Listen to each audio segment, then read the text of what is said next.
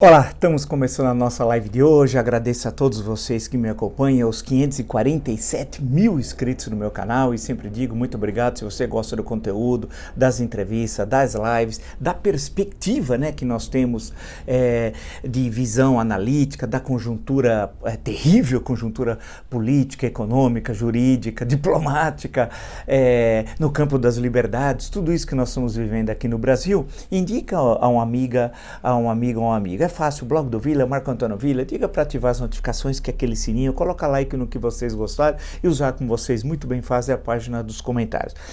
Hoje colocamos logo cedinho a entrevista com o professor Delfineto e amanhã temos vamos colocar a entrevista com o curador da Mostra dos Gêmeos na Pinacoteca do Estado e algumas imagens muito breves, claro, vamos fazer spoiler, da brilhante, fantástica exposição que tem na Pinacoteca do Estado e abrindo uma editoria no nosso canal de arte e cultura. Logo pela manhã, 6 da manhã, já estamos postando, tá bom?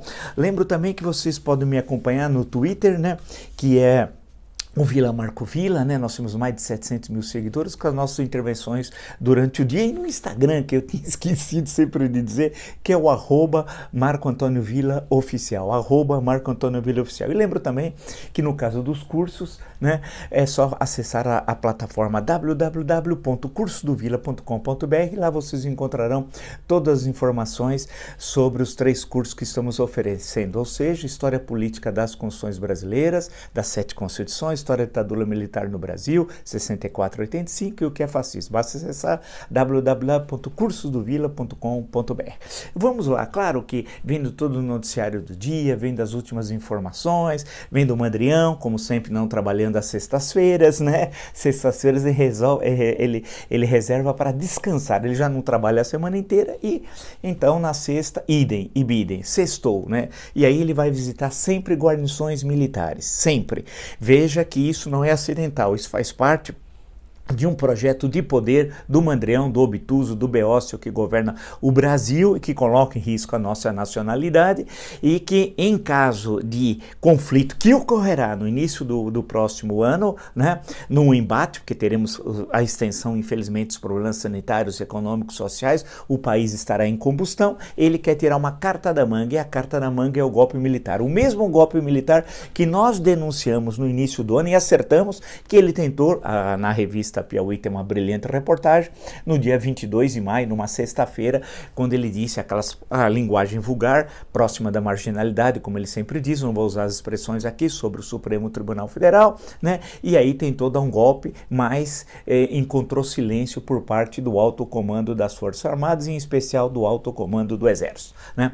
Portanto, nós temos de ficar muito atento, porque ele coloca em risco a Constituição, que ele odeia a Constituição e o Estado democrático de direito. Passando por todo o noticiário, né? Fiquei vendo lá, ele não está nem aí, né? Ele está dizendo que nós já passamos aí pela Covid-19, que agora as questões são outras. Ele ignora, ao contrário do que nós estamos vendo na Europa, os chefes de Estado, chefes de governo extremamente preocupados com o que está ocorrendo. Veja o caso da Alemanha, e aí tem um fato interessante. Hoje tem uma matéria interessante sobre a Alemanha Oriental, a antiga Alemanha Oriental, República Democrática Alemã. A Alemanha comunista, é lá que é a alternativa para a Alemanha, o partido nazista de extrema direita tem o maior número de votos. Em algumas cidades, 25% de votos teve na última eleição, e eles são negacionistas. Então, há esse elo entre nazismo, fascismo e negacionismo que o Bolsonaro representa no Brasil. Não é acidental.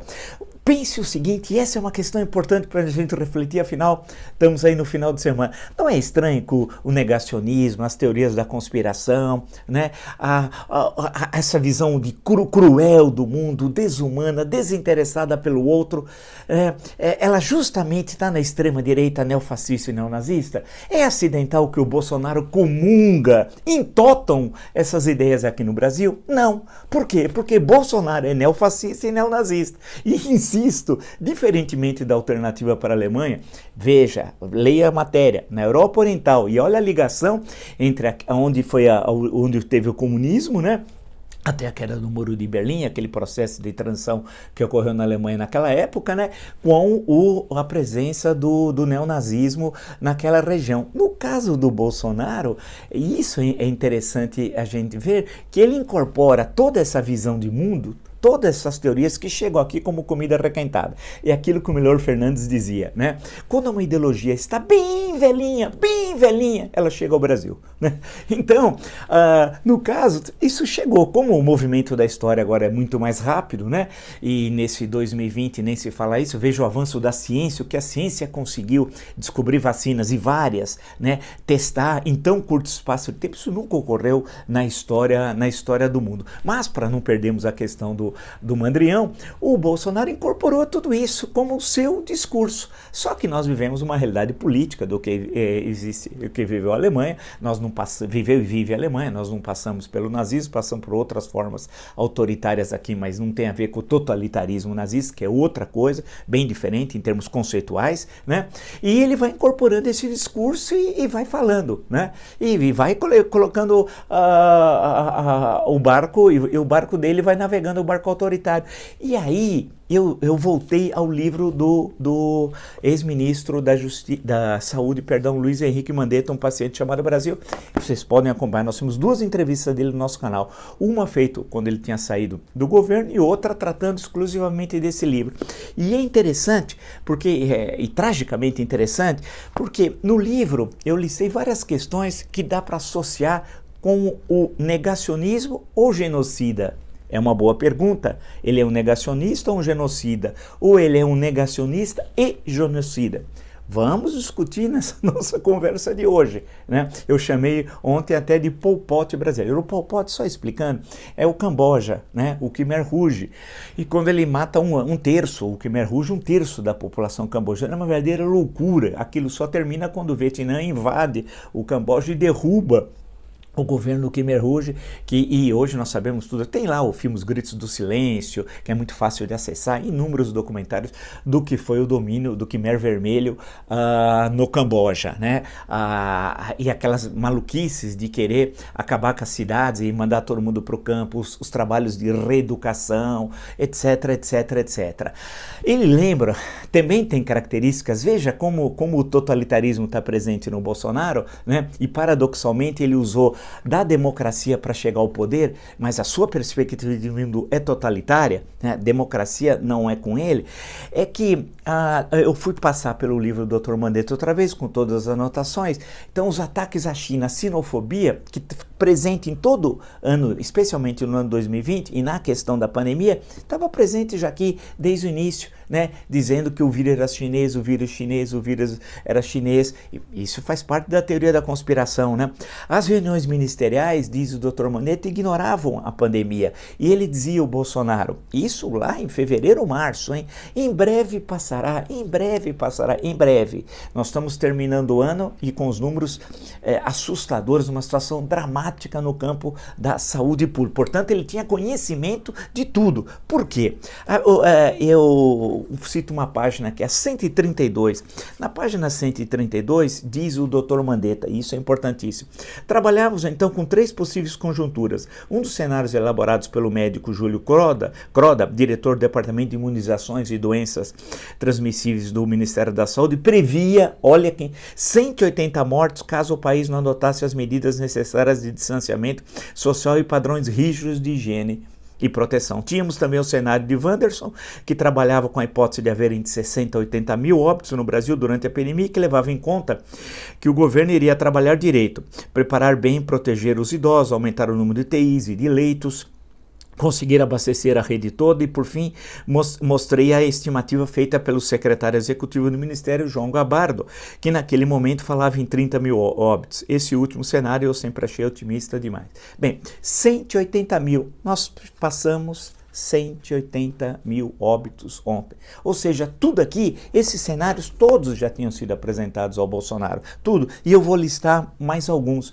Apesar de tudo isso, de ter todo o conhecimento, no início do ano, em fevereiro, março, né? A primeira morte é 12 de março, o que ele fez, Bolsonaro?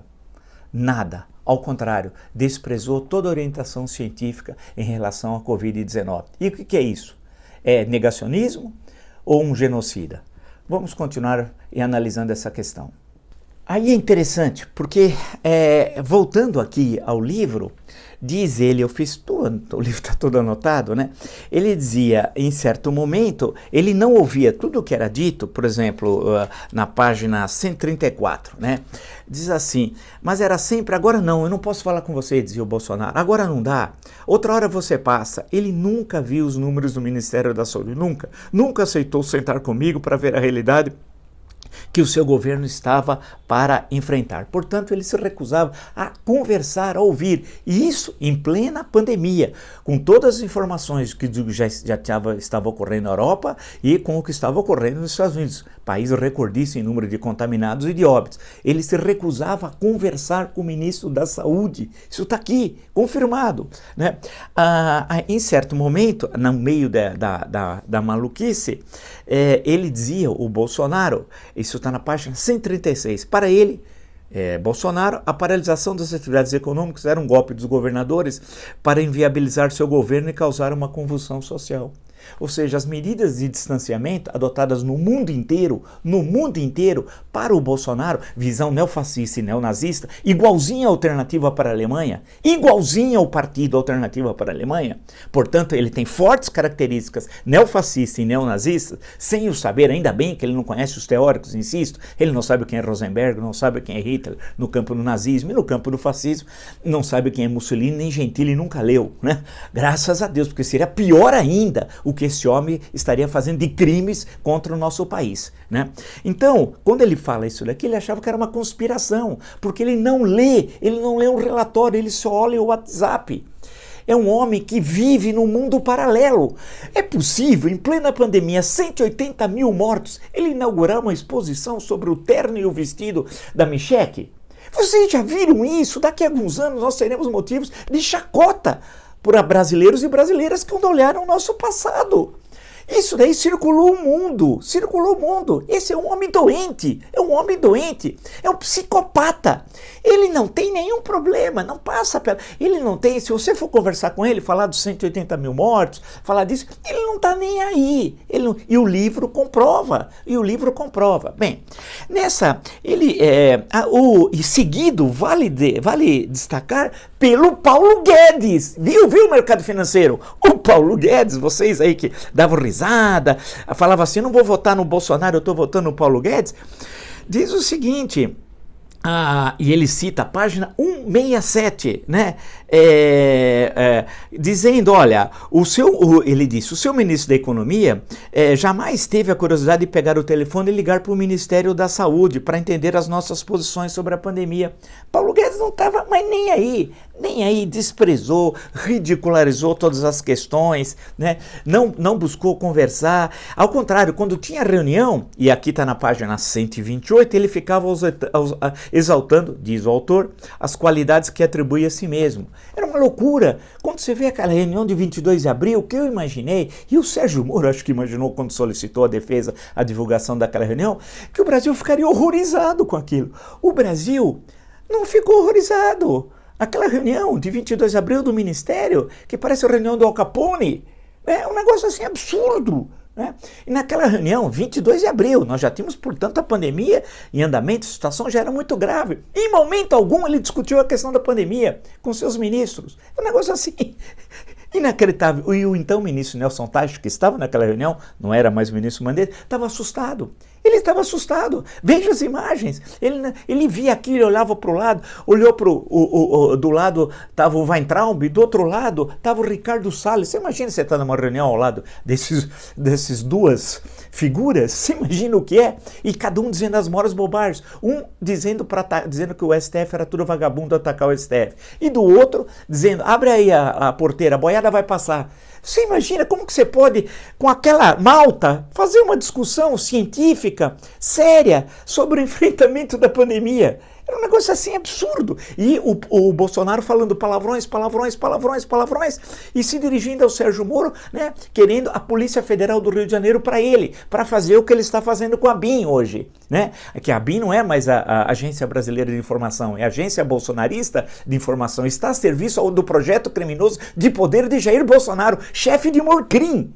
chefe do Maiorcrim, né? Porque enquanto estava acontecendo tudo isso, sabe com que ele estava preocupado? Não estava nem aí, como não está hoje, como não estava ontem, a semana passada, o mês passado, o semestre passado. Ele está preocupado com isso, com dinheiro, com dinheiro. Quando ele libera a importação de armas, tem gente que está ganhando muita grana com isso. O Bananinha foi lá para fazer o lobby.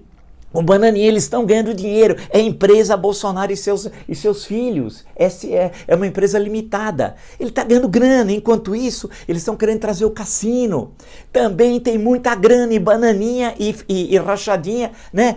Os dois filhos estão por trás. Você acha que ele está preocupado com a pandemia, com os efeitos devastadores nos negócios? Quanta gente não perdeu seus micro, pequenos e médios negócios? Ele não está nem aí. Ele está preocupado com a questão das armas dessa semana, né? Com o fim das taxações, a questão de trazer cassinos, e a família está aí, a família criminosa, a família Bolsonaro, que é sinônimo de crime, com as rachadinhas. O caso da BIM, em outras épocas, revelado pela revista Época e pelo jornal o Globo, em outros tempos, o que aconteceria? Né? Teria uma revolta. Aquilo é caso de impeachment. É caso de impeachment, está na Constituição ou na Lei 1079 de 1950. Então ele não está preocupado com o que o ministro Mandetta está relatando, está se referindo, claro, a fatos anteriores, né? Nada. Ele não está nem aí. Veja o que ele estava fazendo a palhaçada lá no Rio Grande do Sul e visitando a Val do Açaí ontem, lá em Angra dos Reis. Falando em Angra dos Reis, percebam que eles estão tentando também um golpe. Essa família criminosa quer um golpe em Angra dos Reis. E qual é o golpe lá? É a transformar Angra dos Reis em Cancún. Na Cancún brasileira. E tem muito dinheiro por trás. E eles estão passando a mão nisso também. Tem muito dinheiro por trás, Jair. O elemento, Jair, eu não chamo ele de cidadão, ele é um elemento no sentido policial, ele não tem currículo, tem capivara, né? Observem isso, a questão de Angra dos Reis. Ele quer mudar toda a legislação ambiental para transformar Angra dos Reis em Cancún e tem gente por trás. E ele está pegando grana. Ele está pegando grana, porque ele se cansou das rachadinhas. Pô, rachadinha dá trabalho. Vocês viram quantos depósitos o Queiroz fez de R$2.000 em um dia? Né? Num dos levantamentos no Ministério Público? Poxa, foram dezenas de depósitos, porque a Caixa, né, eletrônica só aceitava R$2.000. Ele quer dar grandes golpes. Ele só dava o golpe da rachadinha, só entre aspas, porque a Mulher 02, do casamento 02, durante 10 anos, eles compraram 14 imóveis. 14 imóveis, dava mais de um imóvel por ano, né? E metade com dinheiro vivo, né?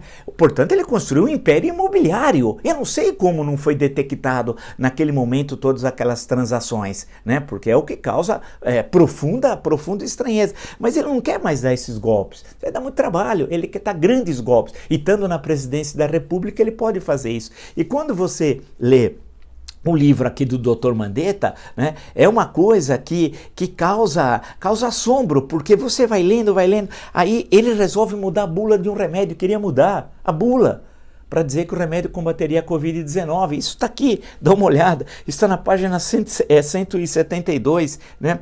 E em certo momento, para mostrar o desprezo dele pelas medidas tomadas, ele diz o seguinte: está numa reunião, aquela de Goiás, quando eles vão inaugurar lá um hospital de campanha. Diz o seguinte: o presidente se destacou do tumulto, havia muita gente que havia se formado e partiu para cima do caiado, estendendo a mão e o abraçando. E disse sorrindo: agora sim, está todo mundo contaminado. Ou seja, ele estava alegre com a contaminação. Esse homem é doente? É doente. É um psicopata, é um genocida. No sentido histórico, eu estou no campo da história, não estou nem no campo jurídico, é um genocida. Ele é o nosso Pol Pot, porque ele tinha todas as informações dadas pela sua equipe, especialmente pelo Ministério da Saúde, todas as informações que circulavam no mundo, né? E ele não fez absolutamente nada. E isso tem nome, é genocida, é sim. Né?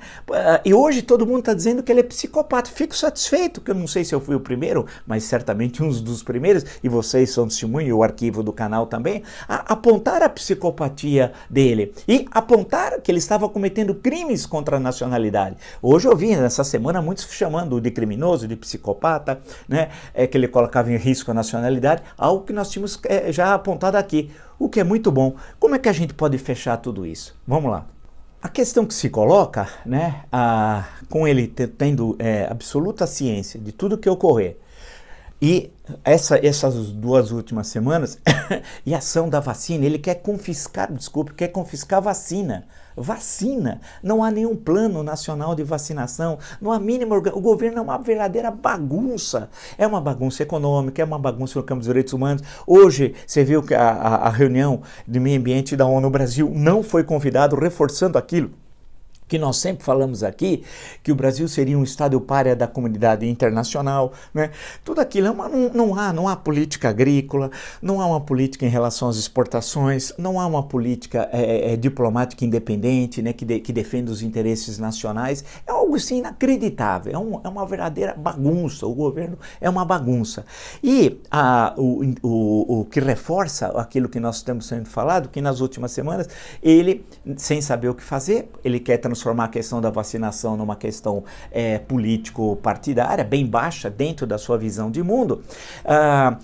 Ele tenta, correu um boato esses dias, né, anteontem, ontem e hoje, agora, de uma medida provisória que não há nenhuma discussão com a sociedade, com os governadores, precedendo o envio da medida provisória que está na Constituição para o Congresso Nacional, que poderia ser, segundo o governador de Goiás, né, seria uma espécie de confisco tal.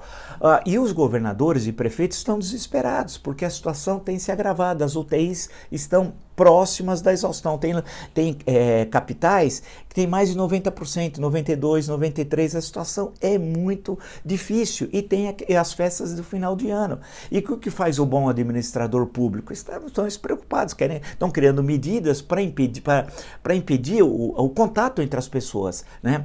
Ao mesmo tempo tem as questões econômicas, que é complicado, eu sei que todo mundo sabe que é um problema complexo. Como conciliar a manutenção das atividades econômicas, que é importante para o país, com medidas emergenciais que precisam ser tomadas sobre a pena de que nós teremos a junção da primeira onda com a segunda onda e sem termos vacinação. E não é fácil, não pensa que vacinação vai todo mundo lá, vacina e depois 14 dias depois, no caso da Sinovac e Butantan, vacina, tal. Não é tão simples, você precisa ter toda uma estrutura, né? E a vacinação não significa o fim de todas as regras de cuidado que precisamos ter, inclusive do uso da máscara, da higienização, etc, etc, etc. Não é tão simples. Ela não é uma espécie de varia de condão que vem a fada e o problema está resolvido, mas ela avança. Ela avança a solução do problema. E aí, de forma coordenada, racional, republicana, né, com liderança, né, buscando uma saída racional. Ele é absolutamente irracional. Esse homem é um doente, é um louco na presidência da República. É isso que nós temos lá, né?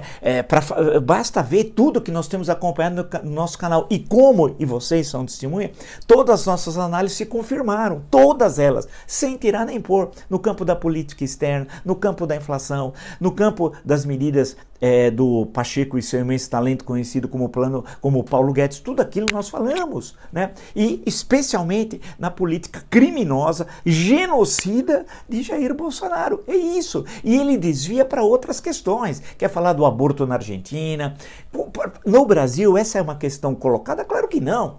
Ele quer discutir, isso é um problema da Argentina, foi aprovado na Câmara, agora vai para o Senado, a Argentina lá tem todas as suas razões, não é uma questão para se discutir, essa não é uma questão colocada aqui.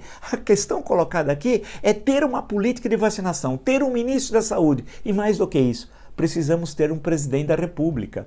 E aí tem uma questão que nós temos de lutar para que 2021 nós não tenhamos Bolsonaro na presidência da República. E aí o caminho democrático republicano, que é o único caminho para solucionar essa questão, é o uso da Constituição, é o impeachment, não tem jeito. E ele sabe disso, dentro da sua mente criminosa, ele sabe disso. Por isso que ele está jogando todas as suas cartas na eleição do presidente da Câmara. Porque se não for esse Arthur Lira, que vai ser um instrumento dele, né, vai ser um capacho, vai transformar a Câmara dos Deputados em um puxa puxadinho do Palácio do Planalto, ele sabe, se tiver um presidente da Câmara dos Deputados independente, começa um processo de impeachment. Isso é inevitável, porque os crimes que ele cometeu, eu estava lendo hoje o senador Randolfo Rodrigues falando aí, são inúmeros, e é verdade, o senador tem toda a razão, entrevistado também no nosso canal. Os crimes estão colocados, então na hora que você abrir uma comissão, vai desaguar tudo isso ali. Não vai ter condições de segurar. E aí o que vai acontecer? Vai acabar esse governo criminoso. Então, e ele vai terminar onde? Lembra-se de um vídeo? Assiste uma live. Que eu peguei o título do livro do Érico Veríssimo, né? Caminhos Cruzados. Fazendo a relação entre ele e Trump. Trump vai acabar na cadeia. Todo esse rolo que ele está fazendo para tentar anular a eleição, não vai conseguir tudo isso. Depois do dia 20 de janeiro, ele vai ter que responder frente à justiça americana. E aí ele vai ter muitas dificuldades, né? A questão do imposto de renda, a questão das suas empresas. Ele pode terminar na cadeia. E lembra que eu falei aqui, caminhos cruzados? O que aconteceria com o Bolsonaro, né? Em relação a Trump? Pode terminar em Bangu 8. E ele sabe disso. Quando ele usa a BIM, ele usou a BIM. Tem 2 relatórios comprovados. Para auxiliar a determinar o caminho da defesa de Flávio Bolsonaro nas rachadinhas do Rio de Janeiro e atacando os funcionários republicanos da Receita Federal. Ele está atacando os funcionários que agem de forma republicana, correta, na Receita Federal, porque ele quer transformar a Receita Federal também num instrumento de perseguição a inimigos. Perceba, aí é uma questão mais ampla que nós vamos ter que analisar em outro encontro com mais cuidado. Ele quer que a estrutura do Estado sirva a ele, como se ele fosse um Luís XIV do escritório do crime. Né? Não tem lá o Estado sou eu? Ele vai dizer, o escritório do crime sou eu na presidência da República. Né? Ele tem essa noção. Por quê? Porque ele é neofascista e neonazista. Ele não consegue conviver com as instituições do Estado Democrático de Direito. Ele não tem a mínima noção do que isso significa. Daí que ele despreza tudo aquilo que foi construído pelo Iluminismo. Né? Então, tudo que foi construído pelo Iluminismo e politicamente a partir de 1789, que é a Revolução Francesa, ele despreza. Que é o que nós estamos falando? Democracia, liberdade, igualdade, fraternidade, né? A estruturação legal, vamos lembrar do Código Napoleônico e todas as constituições que a França vai ter e que acaba nos influenciando, né? Inclusive a última, a Constituição de 1988. A questão que se coloca é a pergunta, e eu coloco para vocês, como eu diria o grande Roberto Avallone, grande jornalista esportivo falecido, um excelente texto, vale lembrar, ele sempre fazia assim, e ponto de exclamação, ponto de interrogação, ponto final, fazia tudo aquilo. Eu coloco a pergunta para vocês, eu gostaria que vocês respondessem aí na página dos comentários, e sempre tem 1.000, 2.000, 3.000 comentários, eu agradeço muito a vocês. Bolsonaro é genocida?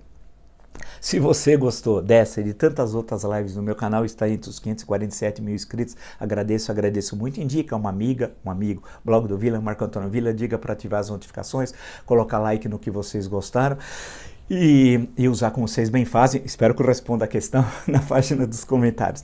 Veja as entrevistas, hoje foi do professor Delfim Neto, logo cedinho, amanhã tem uma matéria abrindo o caderno de arte e cultura, brilhante, sobre a exposição dos gêmeos e uma entrevista com o curador, vocês vão certamente adorar, uma coisa muito bonita, super legal, né? No Twitter é o Vila Marco Vila, vocês me acompanhem, no Instagram é o @MarcoAntônioVilaOficial, né? E na plataforma www.cursodovila.com.br, lá vocês encontrarão todas as informações sobre os 3 cursos que estamos oferecendo, ou seja, História Política das Constituições Brasileiras, que seria bom para o Bolsonaro aprender, né?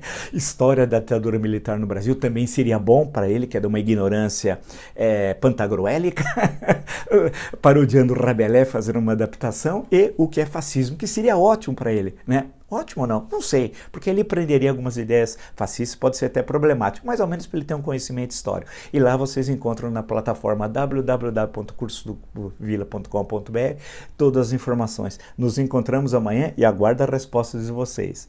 Até!